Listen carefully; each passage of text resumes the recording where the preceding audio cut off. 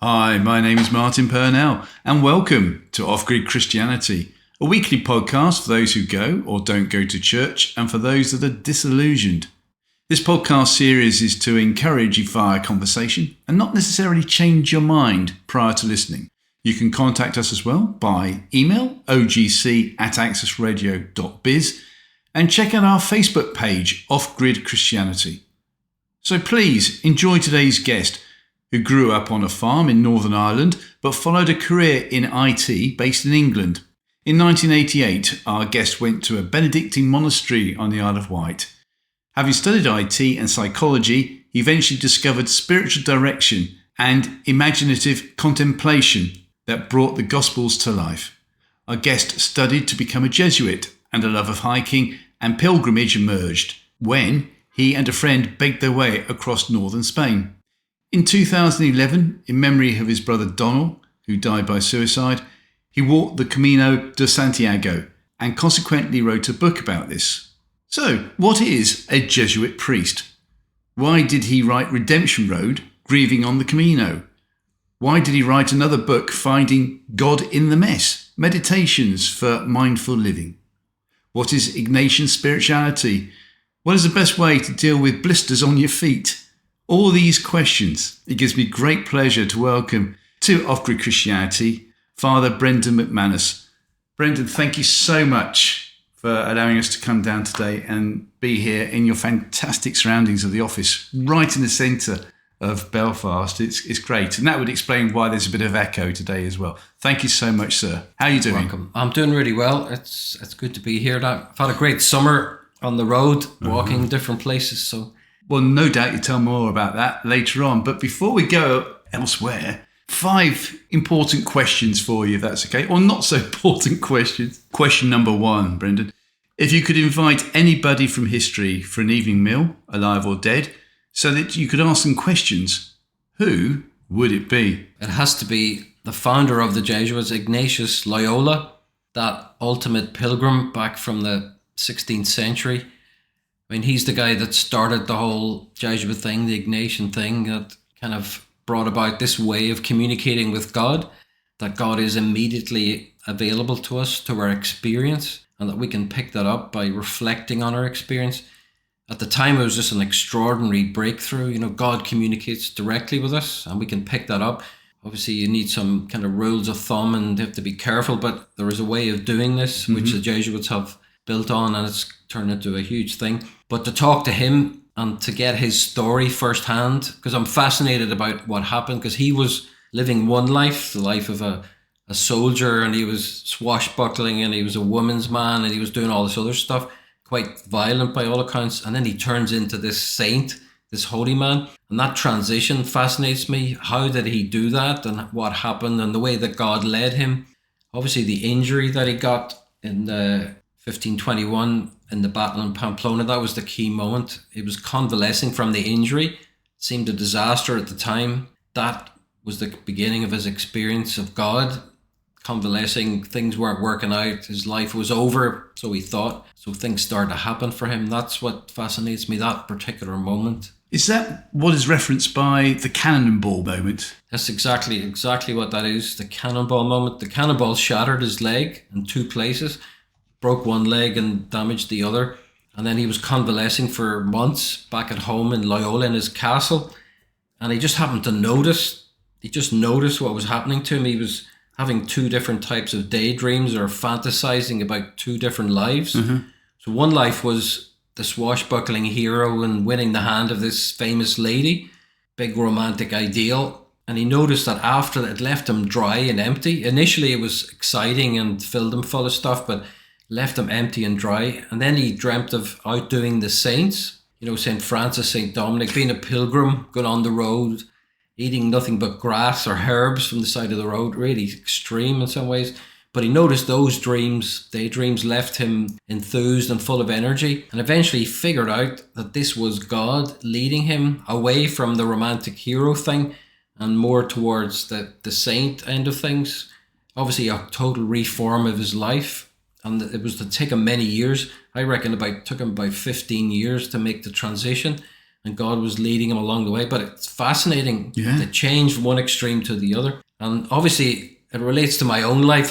In the introduction, you were saying about I used to work in IT. You know, had the sports car and had the house and the big job and the American Express credit card and the big lifestyle in England. And, you know, leaving all that behind and becoming a Jesuit priest, almost like one extreme to the other. So it's a similar type of story, similar type of transition. And that's what fascinates me. That's available to everybody, I think. Yeah. Everybody has this ability to turn their lives around or make something better of it. Yeah. We'll hear more about that later on. But you also said the word Pamplona. Never been there, but I'm pretty sure that's where they release a bull, isn't it, every year down the side streets. That's right. It's famous because of the bull running. It's also on the Camino de Santiago, which you referenced at the beginning. It has become really famous for all that. All those reasons. And tomatoes or something are thrown on the road, aren't they? That's right. They have a big tomato festival as well, a separate thing. Anything to do with Ignatius, though? Well, only that's where he was injured. Pamplona is actually a fortified city. You know, it's an old kind of Roman garrison type thing. The Spaniards were holding out against the French who were attacking, and Ignatius was injured on the ramparts. A cannonball literally broke through and shattered his legs. And he was carried back home to his home castle by the French, who admired him because of his courage. He held out against impossible odds. He was extremely courageous, valiant, and his ability to suck up all this pain that he was going through really impressed them, you know. Wow. I wonder what he would have done around about 1521, did you say it was? Yeah. What they would have done to repair his legs. Well, this is the horrific thing now when you think about it. There was no anaesthetic. They had to reset his limbs. His limbs set, and then he was brought home. One of the funny stories is that when they reset the legs, there was a bit of bone sticking out of his leg, and he couldn't get into his boots. He had these fancy boots. So he had the leg reset again with no anaesthetic. Imagine the pain, you know. Oh. But apparently he never let a whimper out of him. He was totally stoic, you know, and sucked it all up. So he was well hard, in other words. He was a pretty hard guy, you know. Yeah. And that's the kind of stereotype of the Jesuit, you know, and Ignatius himself. But I think that's far from the truth. I think he learned to moderate his excesses as he went on, you know. Before we go to question 2, I was going to ask you what a Jesuit actually is. Yeah. Without being rude, because it's not meant to be, but I think the first time I came across the Jesuits was in a film that bored me stiff. Although people would go, how dare you say it? It won so many awards and probably one of the greatest films of all time. And that is The Mission. The Mission is the great Jesuit film, you know. Yeah, I was bored. I don't know why. So I do apologise. The music is amazing, though. Ennio Morricone. I had that played at my ordination. Oh, really? When I was a Jesuit, yeah. The soundtrack for that, you know, the oboe that plays in the theme music is just beautiful beyond belief, you know. Anyway, that's a side story. But what is a Jesuit? There's a joke that I like to tell people. Please. A subtle mixture of wit and charm and half wit. Yes. That's the joke, right? Right. The real definition of a Jesuit is a reconciled or a loved sinner. At its core, you know, it's understanding that we are forgiven by Christ, that Christ died on the cross for me personally. Yes. There's a big Jesuit retreat called the Spiritual Exercises, and that is at the heart of it, realizing that Christ died for me personally. Yes. That touches my life, but I am forgiven, and that dynamic of feeling forgiven like releases me from all sorts of guilt and living in the past and propels me into this future with Christ and living more for others and being a man of service or helping other people. That's the essence of it. Living from Christ. It's a combination of contemplation that you mentioned and action. And Jesuits are not monastic at all. It's like the opposite of monks, but we're out on the road and we're engaged with people and the world and modern media, and we're doing things. So it's this trying to find God in the world and trying to find where people need help in the world and trying to bring God's message to the world in language that people can understand. Fantastic. I'm going to try and dig myself out of a hole here, having sort of said the Mission film was boring. My favourite film. I do apologise. But I'm pretty sure I saw another film a few years ago, and I think it was Martin Scorsese who directed it. about some Jesuits who go to Japan in the 15th, 16th century. That's right, called Silence. I like that film. That's a beautiful film, but that's really hardcore. It's really hardcore film. There's huge torture in it. Yeah. The Jesuits are captured, remember? Yeah. They're undercover evangelizers, and they're That's captured by the Japanese, I think it is, and tortured and made to recant their religion. And the main Jesuit feels incredibly guilty because he has done this awful thing. I think he had to stand on an image of Christ Something like that. in order to recant his faith, but under extreme torture, So, but it really brings out the whole thing about faith, about suffering. What is the meaning of suffering, and where is God in all of this? Yeah. I think it's an extraordinary film. Yeah, it's fantastic. And Martin Scorsese as well has always tried to talk about these kind of films, isn't he? That's the right. way he makes them. So, yeah. That's right. It'd be very interesting to hear what you actually say about it now. Yeah. Well, that's great. Well, that's the end of the interview then. We finished it all. Thank you very much indeed. Question 2. Who is your favourite biblical character or favourite biblical story or favourite parable, please, Brendan? Yeah, it's got to be, for me, it's got to be the prodigal son or the prodigal daughter or the prodigal kind of offspring. The one who has gone away from home. Yeah. And that has done all these different things with their life, maybe wasted a lot of time and a lot of money and talent and morals and everything. And then that has come back to God. There's a certain humility about that. Obviously, that's reflected in the Ignatius Loyola story, reflected in my own story, and reflected in people that I come across in my work. People need to hear that message. It's an extraordinary story about God's unconditional love for us. I reckon that parable is one of the few that is directly from Jesus' mouth. You know the way sometimes the gospel writers put in other stories or embellish, because they reckon that story is directly from the mouth of Jesus himself, and that is speaking about how the Father is, the unconditional love of the Father that forgives us. It's an extraordinary story. It doesn't make sense. You would never imagine that would work, but the message at the heart of it is what turns people's hearts around, which is the key thing. So why does it resonate so much with you then? Again, exactly the same reason, because I squandered a lot of my life and I did all these other things that I thought were important at the time, and then woke up one day, just like the guy in the prodigal son, woke up feeding the pigs. Here's me working in England, meaningless sort of work, getting lots of money, but no kind of sense of satisfaction or no sense of mission or vocation, even happiness. That was the key thing. It was the lack of happiness or any joy in it that ultimately drove me to look for something else. Like you say, I went to the Benedictines on the Isle of Wight, had this retreat, and just got a very simple insight that I have to get out of this job because it's killing me. I went to Australia for 2 years, met the Jesuits there, discovered this whole new way of praying with the scriptures.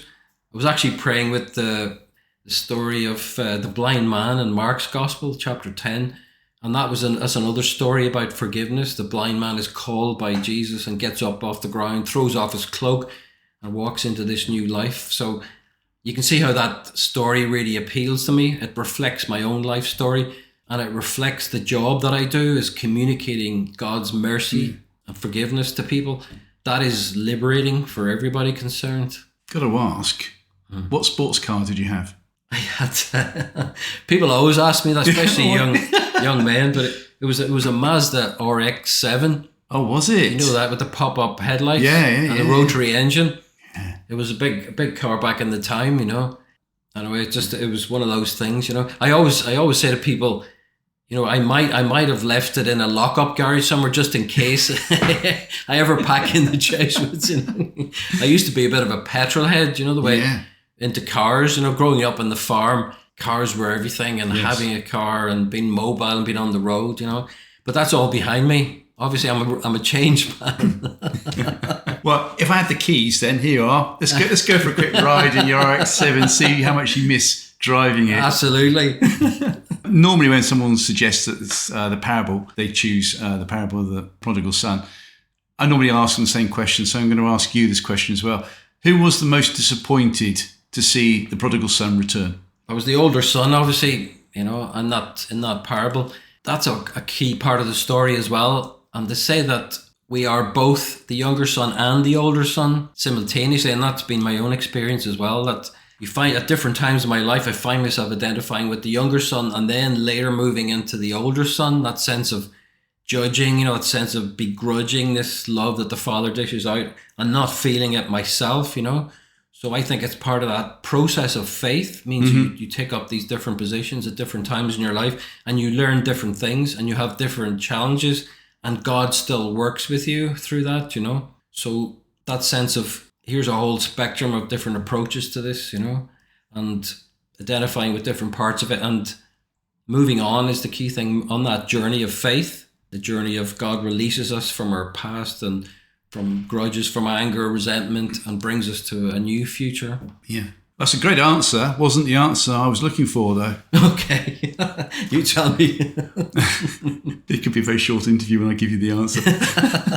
Who is the most disappointed to see the prodigal son return? The answer is the fatted calf. Oh, you kick him out the worst in that story. So that's it. Thank you. Question 3. This could be interesting then. If you were the Prime Minister for the day and could change any law or impose a new law, Brendan, what would it be? Well, I would be very ambitious now, and this sounds atrocious, but I would be going directly for the jugular for capitalism itself, which I believe is a failed system. It has bankrupted us. You know, the banks have been totally wrecked over this, and we still keep flogging this one, you know, about profit and about using resources, and we have destroyed the material world. I'd be big into ecology and preserving resources. So some way of readjusting that system such that we prioritize life, I think, in all its forms, and get back to nature, get back to who we really are, get away from this profit-making thing. And you remember, I have done this myself in my own life, so I know the consequences of that and how that creeps over you and what happens to you, how you turn into like a functionary, and everything becomes an object, and you can buy stuff and you can do things with it, but it's not Christian at all, and it's not good for us, not good for the world, not good for other people. So I would be trying to address capitalism itself to make it more just and more connected to the planet, more sociable, if you like. Good answer. Thank you. You're also allowed to have a frivolous answer as well. Yeah. So anything come to mind? I think I would prioritize green bikes, electric bikes everywhere, you know? Really? Yeah. Because they're getting rid, aren't they, of the electric scooters in Paris, I believe. That's right, the electric scooter now, but the scooters are a different thing. I think Yeah. I think the bikes are a bit safer myself, you know? So you'd allow everyone to have a green bike. Yeah, and ban the cars. Well, it would have been a long walk home for me tonight. Thank you. Question 4. Outside of family events, what has been your most enjoyable day out so far, please, Brendan? It's got to be the Camino de Santiago. I referenced that all my beautiful moments are from the Camino. So I have this, you know, picture in my head, and it's me this summer even. I'm on my own. It's first thing in the morning. Sunrise is coming up. I'm on my own in the mountains in northern Spain in Galicia, and there's nobody around, and it's just me, nature, the sun's coming up, the dawn, the world springing into life, and it is just breathtaking. It is just beautiful beyond belief, and something about there being out on the road reminds me of all the important stuff. You know, this is God's world. Yeah. You are created by God. This is a new day. This is a new opportunity to experience God's love and to transmit that. So it does it every time. It does it for me. And I try to get back every year, obviously, in order to have that experience. It touches my soul. You know, there's a kind of a pilgrim in me, I guess. And being called Brendan as well goes back to Saint Brendan, the navigator, the traveler, the person in the boat. That spirit lives in me, you know. Yeah, it's a lovely part of the world. I've only been there once. That was in 1982. I talked to you about it off air. I went over there to watch the World Cup. Oh, yeah. And we were based in San Sebastian, which is the far right-hand side. But beautiful area. Beautiful. Loved it. I must go back there again as well. Question 5. What has been your most embarrassing moment to date then, please, Brendan? I don't often tell this story now, but my family love this story because it's my most embarrassing moment growing up on the farm. Yeah. But I used to run, you know, when I was a bit younger, jogging, and I would run from the farmhouse, and we have a big lane, concrete lane. And I was going out one evening, and I was all togged out, and everybody's sitting in the kitchen, and I run out the door. Then about 2 minutes later, I'm back, and I'm groaning, you know, and I'm like in pain. And they said, "What happened?" And I said, "Somebody closed the farmyard gate." I ran into the gate in the dark. And And they love embarrassing me with that story, because everything went wrong. And it's funny, it's a funny story. Because you would have known the gate was there, but you just didn't assume it was closed. It was always open. Open. Well, thank you for that. It wasn't too harrowing. Not at all. You got through very well, thank you. You've already mentioned what a Jesuit is. You've referenced a little bit about the Camino Way. Let's talk a bit more about that first of all, that's okay. Exactly what is the Camino Way? Yeah, Camino is a Spanish word it literally means the way. And the Camino is based around going to Santiago de Compostela, which is this big cathedral in Galicia. It's the end of the Camino. Everybody walks to Santiago, which is where the remains of St. James reputedly are held. One of the apostles, James the Greater. So his remains are reputedly held there in the crypt in the cathedral. So since way back medieval times, people have walked there. Originally, it was a Catholic pilgrimage. People would walk there. Apparently, Jerusalem, which was the big pilgrimage, was out of action. All the wars and the Crusades and everything. So Santiago became an easier option. And people walked in medieval times, flocked to Santiago as pilgrims walking on the road. But the thing has had a resurgence in recent years. The last 20 years, it's exploded. We're talking 250,000 people walk the Camino every year. And there's multiple routes now. There's at least 15 different routes. And they all converge on Santiago, which is the finishing point, the big finish with the cathedral in the square. Hundreds of pilgrims standing around, people cheering, shouting, and celebrating this massive achievement that they've made with their lives. So it's an extraordinary, extraordinary thing to be part of. And people from all backgrounds and countries and faiths and none, they all walk this because it does something. It touches your soul in some way. So I was going to ask, why would 250,000 people want to walk it? It really is extraordinary. It's the opposite of what you would think. It's hard. It's really difficult. People think the Camino is an easy thing, but it's literally walking with a backpack for huge distances in the heat, often staying in hostels, living very simply.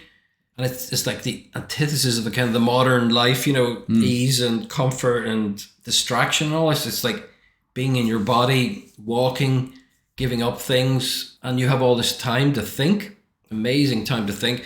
So there is a huge spiritual aspect to it, regardless of where you come from on this. But something happens to you when you're on the road walking. People are extraordinary on the trail as well. People open up about their lives, and they encourage this kind of sharing, solidarity with other people. You meet people tell their stories, the most intimate things, within 5 minutes, people are telling you, I'm walking this because of my brother who died. That was my case. My brother had died by suicide. I walked it for the first time in 2011. And again, it was a life-changing experience because it helped me with the grief. Remember, my brother had died tragically, and I was left with the guilt, like people often do in relation to suicide, and trying to work through things. And counselling only goes so far. You need something really powerful, and this is what did it. And I always say to people, it's a combination of, it's the aesthetic, it's the giving up of all these comforts, the walking, the pilgrimage. It's all the symbols along the way. It's an old Catholic pilgrimage. There's lots of crosses, there's lots of cathedrals, but you're out in nature all the time, which is the other key thing. You're walking in nature every day, surrounded by all sorts of good people, trying to do the same thing, trying to do something good in your lives, and something always happens. Obviously, from a Jesuit perspective, God touches you along the way somewhere because there's no distractions. You're brought out of your normal environment and you're open. Yes. You're open to things. And often people are looking for something as well. They're going for some reason. And that combination of people's desire and the way God is looking for people, it suddenly takes off. And people have these amazing experiences, healing, transformation, getting perspective. And often people go back and change their lives, or people spend their lives walking this, being pilgrims, because it's so freeing. It's like a taste of the kingdom of God, where it's the opposite of the way the world is. Like I said about capitalism and consumerism and objectification and all that. This is prioritizing people and experience and helping each other, solidarity, kindness. It's an amazing experience. It will touch your heart. So what would it have been like the very first time this was walked, way back in the 1500s? What do you think would have happened then? Originally, it was the 800s that was walked originally, and then it became popular in the medieval age. But this would have been really difficult. You can imagine. Yeah. Apparently, there was all sorts of villains and people being robbed, and you had to ask for food and accommodation, and you're getting put up on these inns along the way, and so it was quite treacherous. It was quite difficult, and people had to walk there and walk back because there was no planes or mass transit and stuff. So it would have been very, very challenging, and people really would have, earned their crust along the way and would have got some serious insight because of the difficulty of the experience. So here we are replicating medieval pilgrims in the 21st century. It's an extraordinary thing. You see there's like 15 different routes, but what was the original route? Well, like I say, everybody was going to Santiago because that's the key place, the finishing point. But basically the whole of Europe was crisscrossed with routes going to Santiago, these Camino trails. And all people are doing nowadays is rediscovering the old trails. So all these routes are original routes, people going to Santiago from all different points around Spain, Portugal, France, Northern Europe. They all walk down. So all these routes are already there. So we're just rediscovering this treasure that we have here. So in other words, like we often hear today, all roads lead to Rome. From the 800s onwards, it would have been all roads lead to Santiago. That's right. Even St. Ignatius Loyola himself, whenever he was walking across Europe, he was using the old Camino trails at that stage. Wow. In the 1600s, and the route that he walked from Loyola to Manresa, which is the classic Jesuit Ignatian Camino, has been rebranded now as a Camino itself, even though it goes in the opposite direction. I got you. But it uses those old Camino trails to link two cities, Got you. Still don't want to do it myself, but... We've got to get you on this, Martin. I think you'd love it, Well, maybe, but I'd rather do it in a car. I know that flies against everything that you're saying at the moment, so we'll make it a bit greener. How's that? And then I'll drive. Oh, yeah. But no, I'm sure it'd be fantastic. What's the biggest thing you miss about doing that walk, as you haven't done it for a few months? What's the biggest thing you miss? Just that feeling you get when you're on the road, when you're a pilgrim, is the most sense of liberation, freedom, openness, connectedness to people, and solidarity with people. Being in nature, like I was saying, I love that, being in nature, being brought up on a farm, so being outdoors for a lot of the day. But there's something about that it touches your soul. Like I was saying, it frees you up. It's like cocaine for ordinary people without any drugs involved. It literally is an injection of good feeling into your body, I have to commend you on this because obviously doing some research, there was a particular website, I think, was it the Ignatian website itself? And there was a PDF download whereby it was 14 pages taken from one of your books. And I just absorbed every single word. You've got a fantastic way of painting. And for me, I always felt as if I was there. When you were talking about the eagles flying overhead and everything else, it's like brilliant. And also having a glass of beer or two as well. That's right. That was the story of when I was doing my Jesuit training. Part of the Jesuit training is this 30-day silent retreat and then a 30-day walking pilgrimage in Spain, which is what this was, with no money and no Spanish. So you have to make your way across Spain asking for food and accommodation. And it is one testing experience. It is really difficult. But boy, does it ever deliver on the faith front, if you trust, if you let go of fear, then everything opens up. So I think about that almost every day. Yeah, I was talking about this to our vicar on Sunday because he was making a reference and I thought, I know just what to share in response to that. And that was how God provides what you need. And I think that was the big thing I got from your breakthrough moment when you were doing this walk way back in 1994, that you wanted to make sure everything was set up for you. And God was saying, no, I'm going to get you through from what you need day to day. Yeah. It's a brilliant way of looking at it. That's it, exactly, and it's, again, it goes against kind of the way people often think, we have to plan everything, we have to organize, you have to make sure everything lines up. But the whole faith thing is essentially you got to trust. This is God's world, and that God is leading us somewhere, and that we have to let go. Because often modern life is about control. You have to control everything. And often it's just anxiety or fear or anger just dressed up to look like I'm being efficient, But actually it's I'm trying to protect myself. I'm trying to protect others, and it doesn't work. You know, so letting go and letting God is the phrase they often talk about. Absolutely. It's so difficult, though. It's so difficult to do that, to live that. I'm still struggling with that. The first time I was told, let go, let God, is like, okay, thank you. Next. I'd like to, if that's all right for you, to just to expand a bit about why you walked it in 2011.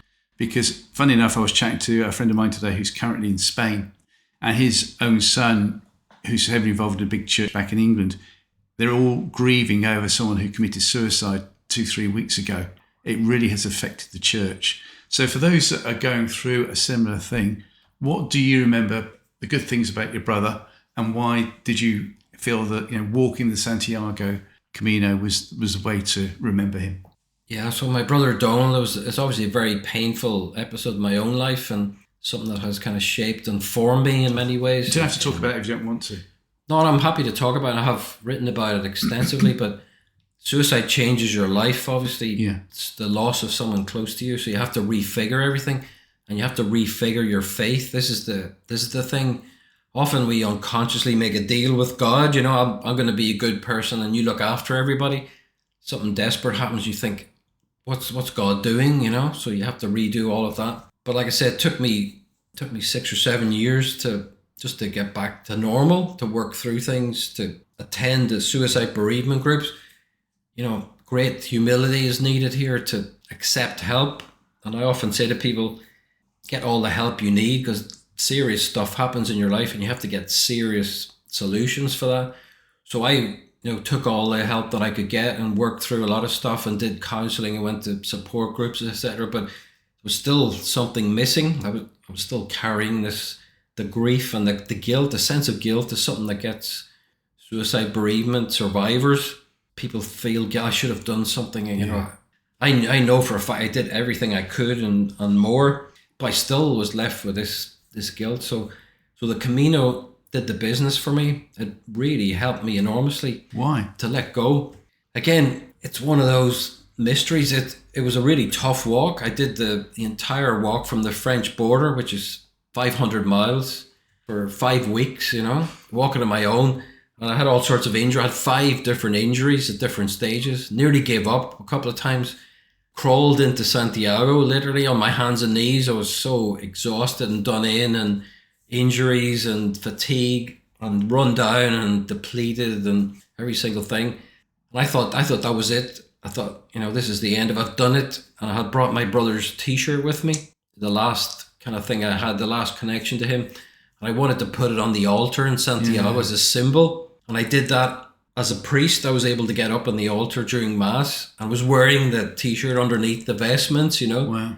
Priest, I was up on the altar. I was so emotional. I was in bits, getting up there and reading part of the Mass up there was really moving. But then, like Providence, I met another Jesuit who said to me, let's go out to the coast. The Finisterre is the name of the town on the coast. A lot of people go there afterwards.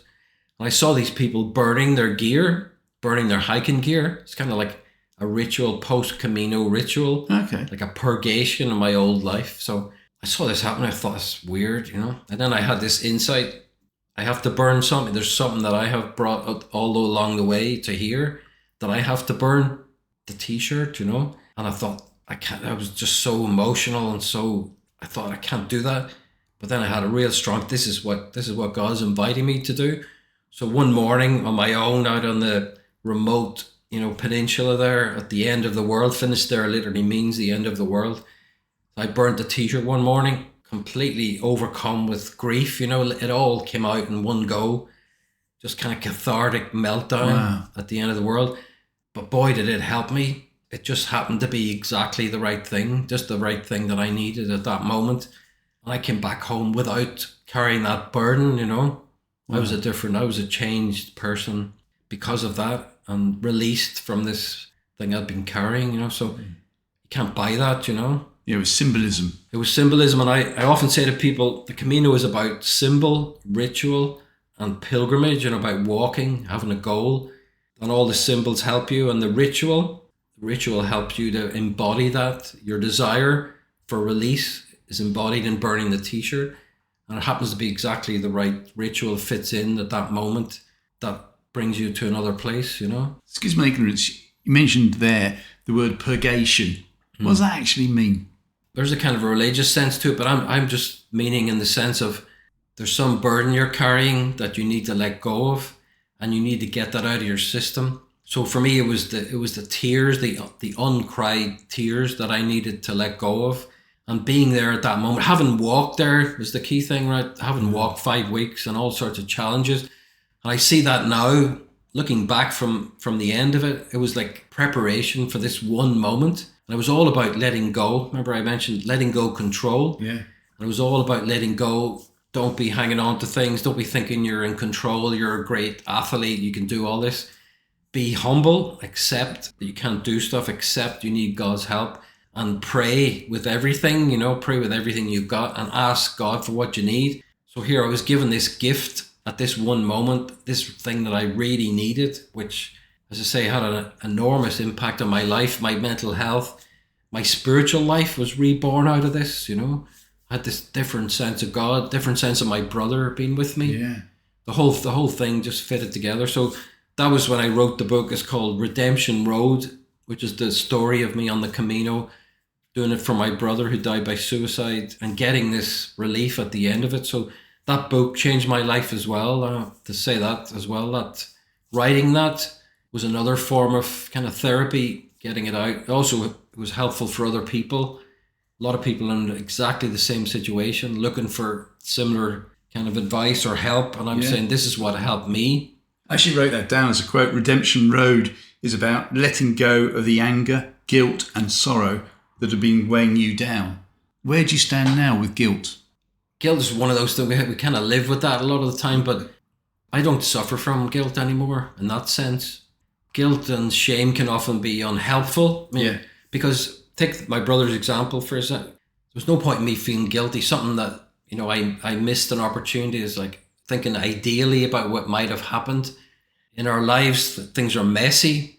You know, if things don't work to plan, people get injured, people die, relationships break down, etc. So you got to live in the reality, because that's where God is, in the reality. I always say God is in the real and not in the ideal. So that idea about bringing it into the present moment and saying, where is God now and what can I do? What will be helpful? So that's when I'm speaking to people, I try to talk from experience, and I try to help people get in touch with their own experience. And I ask them, where is God in your experience? And where's God leading you? And what do you need to do now? Like, do you need to go on a pilgrimage of some sort? And I say, make up your own pilgrimage, make up your own ritual, make up your own journey that you need to do, but don't sit there and do nothing. You know, do something. God is working with you. You just have to find that invitation somewhere. Yeah. Wow. Thank you. I got a bit emotional there. You can hear it in my voice. It's very close to the heart there now. If you don't mind, explain a bit more, please. No, it's just it was such a powerful experience. The whole thing, I mean, losing your brother to suicide is one thing, but getting the gift of the release was an exceptional thing. I think I was very blessed to do that, and I was really blessed to be able to write the book.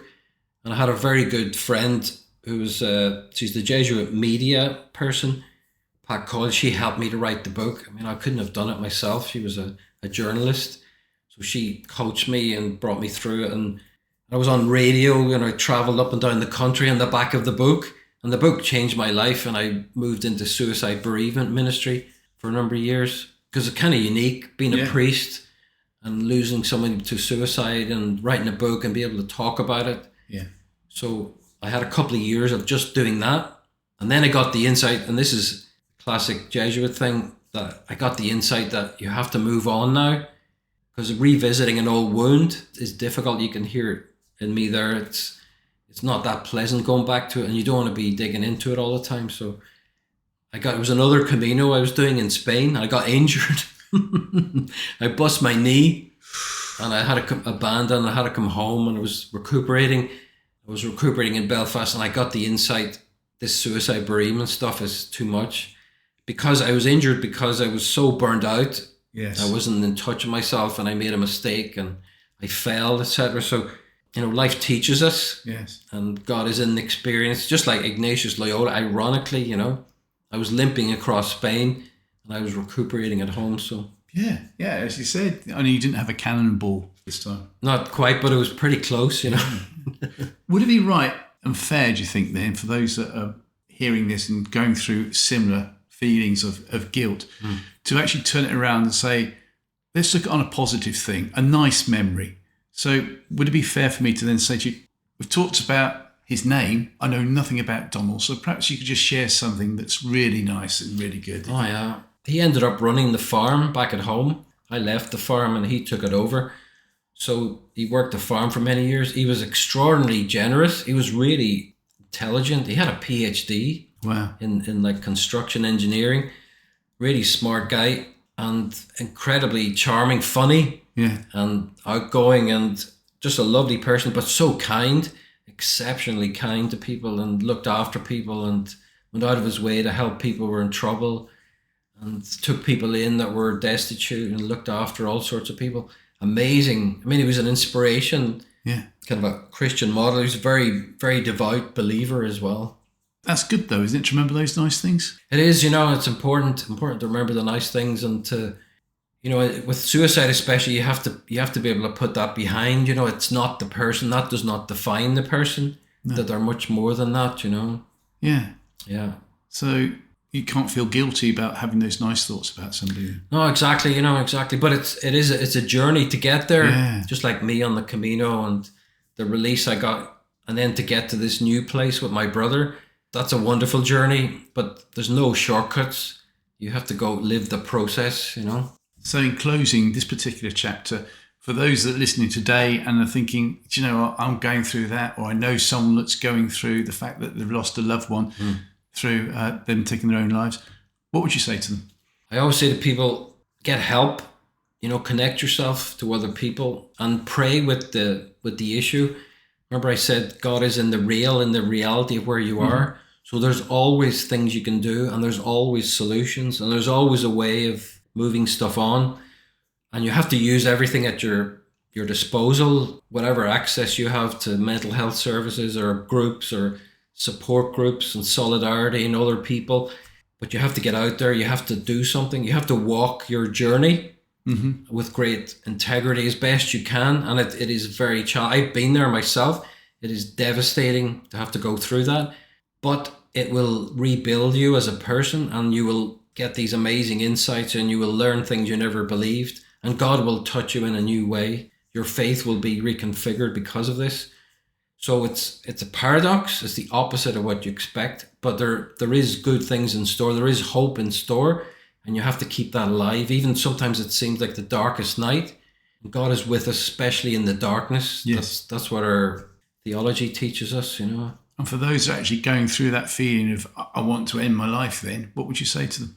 I said, again, you always have options. It seems like this is a good thing to do, but it's devastating for everybody around you. This is the tough thing. I can understand why people would get to that point, but I'm saying there are other ways of doing this, other options. You know, I always say, ask for help. Remember that line? That is directly from my experience of knowing my brother, and he didn't ask for that much help, and he turned down offers of help. So get help, and get good help, you know, not just quacks. I think a lot of people can take advantage of people in vulnerable situations. So to get reliable, good help, solid help, and you can turn things around. This is the irony. Today, we can solve all these issues about depression, about mental health, about grief even. We understand how it works, you know. So let's work this. You have to learn about these things. Obviously, research, internet's full of suggestions about what you might do here. So don't give up and keep focused on the light. Thank you. Another quote I found from you was, the road is fraught with peril. And as soon as I read that, I thought, oh, this could be a line from Bunyan's Pilgrim's Progress. Yeah. And I'm just wondering, how often did you think about Pilgrim's Progress when you were doing your walks? I think all pilgrimages reference that as the classic pilgrim, you know, the pilgrim tale. It's one of these kind of Christian metaphors that works, and it speaks to everybody, the journey. And being a pilgrim, like being a pilgrim literally means to be in a foreign land, to be out of your comfort zone, to be on the road, to be traveling, to be mobile, to be dependent. Yeah, is how I would define it. So that's the classic, the stereotype, the Pilgrim's Progress. But God works through that, and we learn things we wouldn't learn otherwise. And we're all on a journey, and we're all pilgrims in this life. I would often say that would be my catchphrase. It's a good catchphrase, mate. It's not bad. It works. We talked about Ignatius, or you did, should I say, good sir, earlier on in one of the 5 questions. Also referenced Ignatian spirituality. So what actually is, please, Ignatian spirituality? So it's just simply that spirituality or that faith system that comes from the experience of Ignatius Loyola. So remember I was saying about the cannonball moment. He was injured and he noticed the effects of daydreams. Some daydreams left him full of energy and positive and full of faith, and other daydreams left him dry and empty. And he noticed really simple insight that this was God working with him, leading towards the life and the positivity and the energy and the creativity, and away from the death and the desolation and the darkness. So Ignatian spirituality is based on reflecting on your experience. That's an experience of God, something within me, within my subjectivity. It can be both positive and negative, and it's notorious. Our world of feelings and the inner world of motives and desires and thoughts and everything. Within that world, you can find an inner compass, if you like. There's a way of finding where God is, and following that will bring you to God, to greater joy, purpose in your life. Just like myself, finding where God is leading me and following that brings you great joy. You have to learn the skill of doing that. So learning how to reflect is one of the big things. There's a very simple Ignatian technique. At the end of the day, you review the day. It's called examen in Latin. Just 5 steps. You just simply look back over the day you've just lived. Mm-hmm. And you can see, looking from a distance, you can see clearly there were moments of light and moments of darkness, moments when I was connected to God and other people, and moments when I was disconnected. And just by reviewing and noticing, then you start to live a better day the next day. So I don't make the same mistakes. I learn where God is. I learn how to tune in, and God leads me. God leads me away from, destruction and dissolution, and brings me in a good direction. Yeah.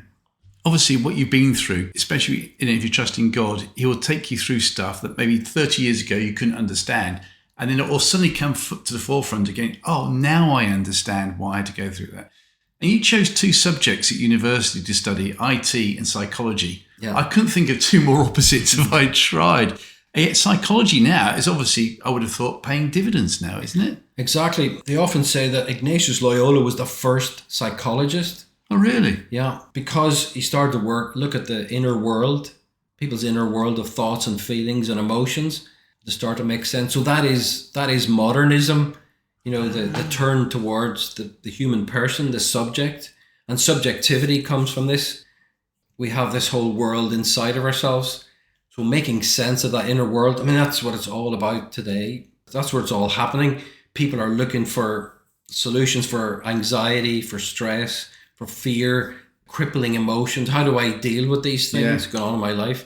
And Ignatian spirituality gives you a method for dealing with that and allows you to start working on stuff in your life, start solving some of these problems, because anxiety and over stress is not good for us. Obviously, it's crippling. I know this myself. So let's start working on this. Let's start figuring out a way to solve this. Let's not be a victim of our feelings. And let's use them in a creative way, the way that God intended, in order that we can be better people and better connected and of better help to other people.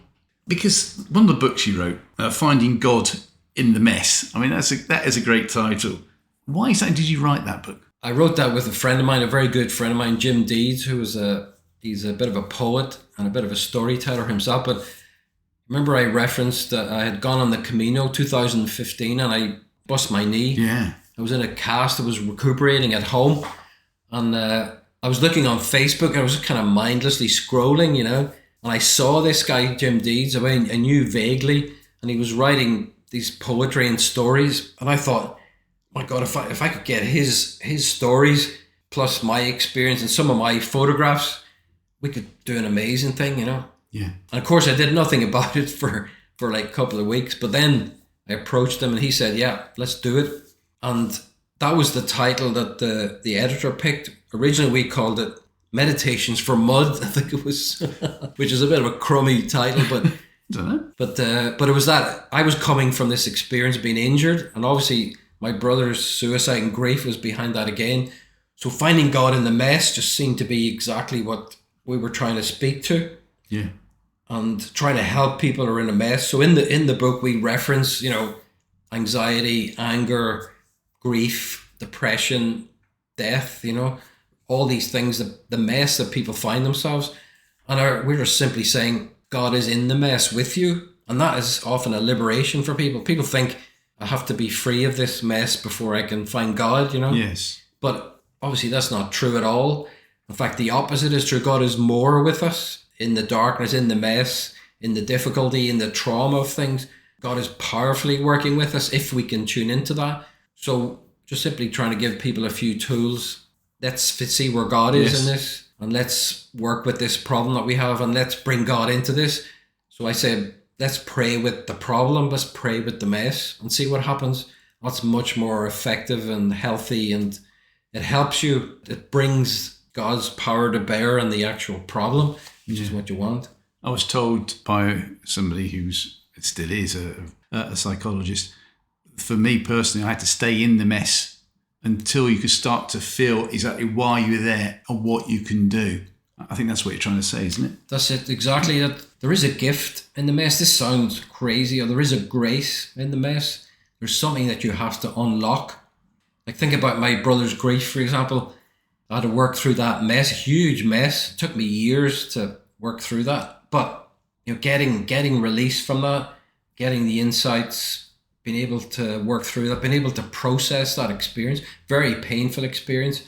I had to reinvent myself basically as a Jesuit, as a human being, as a person who's a pastor and a minister. Mm-hmm. But boy, did it bring some power to my ministry and some real authority to speak about these things, So nowadays, I don't preach about esoteric things or theory. I say, let's talk about life. Let's talk about the mess. Let's talk about the issues people are facing, because that's where God is. And that's where people need the good news or the gospel to hear that. When I'm in the difficulty, in the darkness, that's what I need to hear, not judgment, or not like skipping the mess or skipping the process or skipping the learnings. Yeah. Because this is the key thing. There's huge learnings to be had, painful learnings, things that are going to remake you, forged in the crucible of suffering, I often say, which is a tough place to be. Yeah. Well, we're here in the Jesuit Centre, right in the city centre of Belfast. It just happens to be a glorious day outside, so it's even better. But the fact that you're a Jesuit, and the fact we're now 30 years on since the end of the so-called Troubles, as they call it, what have you seen from people from both sides of the Christian fence regarding wanting to know more about the Jesuits, and that, hey, it doesn't matter whether you're a Protestant or a Catholic? What have you seen in the past 30 years? Yeah, it's been a great thing. Obviously, the dividend of the peace process, taking the violence out of the equation and building good relationships. So we would see ourselves, the Jesuits would want to be part of that movement, the movement towards building a new society, building new links, reaching across the divide, having good relationships with all people. So the irony is that even though the Jesuits are a Catholic order, but Jesuit spirituality will speak to anybody, any Christian, because it's Bible-based. It's based on our experience, like I was saying. So it will, and supremely practical. It's just about, what's the situation? Where is God? What can I do? And decision-making is a key Jesuit thing. How can I move on? So it speaks to people of all faiths. So I've had people on retreat from different backgrounds, faith traditions, and I've given retreats to people from other churches because it works. Yeah. It works. Everybody wants to hear the good news. There's no doubt about that. So, being a Catholic is one thing, and then being able to minister in a kind of an ecumenical way, in a way that speaks to everybody. That's what we're called to, I think. Yeah. So tell me more about what you do day to day here in this fantastic centre. Here we run courses and workshops and a book club, and we do liturgy and different ceremonies for people. A lot of what we do is one-to-one work. It's called spiritual direction, which is where you meet someone and you have a conversation about their lives. And it's like having a best friend that talks to you about what's going on for you. Mm-hmm. Somebody that listens well is a key Jesuit thing. Listen to what people are saying and trying to figure out where God is and what they're saying. And it's liberating for people. And a lot of it's just simply listening, Because nowadays there's so much ideology and people are so keen to correct you and tell you what you should do, but that doesn't help anybody. So creating a space where people can listen to each other, probably a good definition for what we do here. So a lot of our retreats and group work is about creating a space, opening a space for people. I want you to speak about your experience. Nobody else interrupts. You can't comment on what people say because that's the death of good conversation and sharing. So you have to protect people. A lot of my job is about, as I said, creating a space, protecting people, let people speak, and don't let other people interrupt, Don't let people theorize or moralize or, make politics out of it, because people love that, but it's so destructive, So an alternative way of speaking to each other. So that's what we do a lot here. I also teach Ignatian spirituality, the tools, how do you do this? We have a course that's based on a book that I wrote called Channeling the Inner Fire. This is going to make great TV, because I'm now pointing at the microphone. A messenger booklet, Channeling the Inner Fire, Ignatian Spirituality in 15 points. That's right. So it's really practical. It includes a lot of stories from my own life. But it's basically the Ignatian tools. Like I was saying, how to reflect on experience, how to work through a decision, for example. It's called discernment in Jesuit language. So to discern means to bring God into a decision. What's the best decision that I could make here? So there's a whole process about how you might reflect, how you might look at your options, how you might weigh up options. Yeah. What are your criteria? What are your values? And what is the really good thing to do? What is sometimes the hard choices? Sometimes we let go of personal stuff. So working through those sorts of things, meeting people from different backgrounds, creating spaces for people. I do walks as well. Obviously, I lead walks, pilgrimages, bringing people on the road. I did one in July in Donegal. It was, again, a beautiful experience. People get the insights themselves. You create the space, the silence, especially is important for people. Yeah. And I did albeit cheating a bit, with Martina Purdy and Elaine Kelly, the one around Downpatrick. St. Patrick's Way. Oh, fantastic. Had the privilege of showing at least one of my friends around as well from England when he came over as well. So when's the next big walk? Because you did challenge me and I've got an idea. So when's the next big one? We're planning some programs tomorrow. Actually, we have a planning session. So I'll let you know on that. Thank you. But next summer is definitely going to be Camino stuff happening and walks in Donegal for sure. Tell you what, I've got a plan. Yeah. I've got an idea. I'll show it to you after the programme. We're rapidly approaching the end, so just a couple more things. Before I ask you who your Christian hero is, I'd just like to say, for those that want to contact you, who have been really challenged, obviously we've got the books that are available from all good bookstores and Amazon in particular. They've got a whole raft of your books there. If they want to get hold of you personally, how can they do that, good sir? Really easy to find me. Facebook, probably the main thing. Brendan McManus, SJ, stands for the Jesuit Society of Jesus. That's the easiest way to get me. We have a website for the centre, belfastjesuitcentre.org, I think it is. But just Googling those words, it's simply Googling my name will bring up a whole range of options as how you can contact me. Yeah, fantastic. Well, hopefully they will want to do that as well. Welcome. I'd love to hear from people. Yeah. Well, sir, it's been a privilege. Last question then, and I ask this to every single person that I interview. I ask who your Christian hero is, and I always present it such a way whereby it has to be a person that is dead, not living, and it can't be in the Bible. So, Brendan McManus, SJ, who is your Christian hero, please? I've already mentioned Ignatius Loyola. Yeah.